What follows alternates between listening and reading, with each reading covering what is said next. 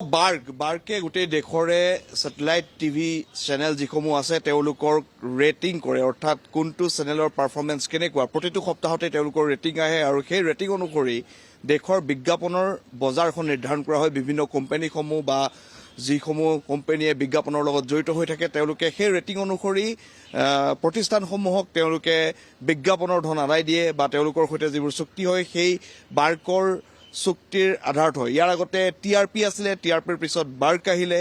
বাৰ্কৰ ৰেটিংটো অত্যন্ত গুৰুত্বপূৰ্ণ বিবেচিত হয়, বিশেষকৈ যিসকল টেলিভিছন ইণ্ডাষ্ট্ৰীৰ লগত জড়িত আছে তেওঁলোকৰ বাবে। গতিকে তেনে ক্ষেত্ৰত বাৰ্কৰ ওপৰত এই অভিযোগ দিব অত্যন্ত গুৰুত্বপূৰ্ণ।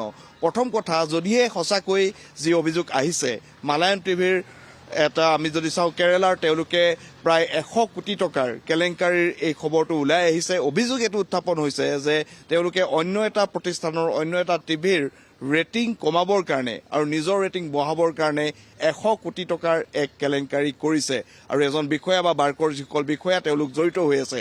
আৰু যদি প্ৰকৃততে এই কথাটো সত্য হয় তেনেহ'লে ৰেটিঙৰ যিবোৰ ছবি আমি পাওঁ তাক লৈ পেলাই প্ৰশ্ন উত্থাপন হৈছে। আৰু ইতিমধ্যেই এই কথাসমূহ বিভিন্ন পৰ্যায়ত ইয়াৰ পূৰ্বেও ইয়াৰ স্বচ্ছতাৰ বিষয়টো লৈ বাৰ্কৰ ৰেটিঙৰ স্বচ্ছতাৰ বিষয়টো লৈ প্ৰশ্ন চিহ্ন আজিৰ নহয়, সেই প্ৰশ্ন চিহ্নটো বহুদিনীয়া পুৰণি যে প্ৰকৃতাৰ্থত সঁচাকৈ একেবাৰে একুৰেট ৰেটিং এটা টেলিভিছন ইণ্ডাষ্ট্ৰীত যিটো ৰেটিং বুলি কোৱা হয়, যিটো প্ৰতি সপ্তাহতে আহে সেই ৰেটিংটো যিটো TRP বুলি কোৱা হয়, বাৰ্কৰ ক্ষেত্ৰত সেই ৰিপৰ্ট সঁচাকৈ একুৰেট হয়নে? এই প্ৰশ্ন সকলো মানুহৰ মুখত থাকে বা প্ৰায়বোৰে এই প্ৰশ্ন উত্থাপন কৰে। কিন্তু কেৰালাৰ এই ঘটনাটোৰ পিছত এই ধৰণৰ যিটো আমি যদি প্ৰসংগ চাওঁ তেনেহ'লে বহুখিনি প্ৰশ্নৰ অৱতাৰণা হৈছে। বাৰ্কে এটা কথা কৈছে যে তেওঁলোকে ফৰেনচিক অডিট কৰাৰ কথা গোটেই বিষয়খিনি কৈছে, তেওঁলোকে এই গোটেই বিষয়টো তেওঁলোকে অনুসন্ধান কৰাৰ কথা কৈছে।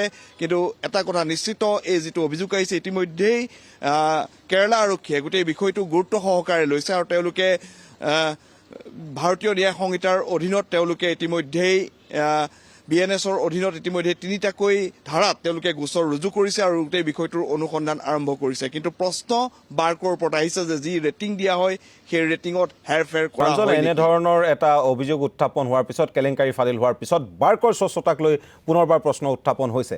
ধন্যবাদ জনাইছোঁ প্ৰাঞ্জল প্ৰতিম দাস।